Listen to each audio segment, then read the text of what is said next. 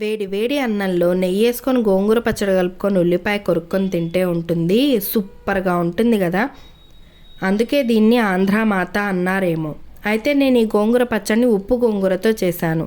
ఈ ఉప్పు గోంగూర సంవత్సరం అంతా నిల్వ ఉంటుంది. మన ఇంట్లో ఏ కూరగాయలు లేనప్పుడు ఉప్పు గోంగూరతో పచ్చడి చేసుకొని తినేసేస్తే ఆ పూటకు వెళ్ళిపోతుంది. అంత హెల్ప్ఫుల్గా ఉంటుంది, రుచిగా కూడా ఉంటుంది.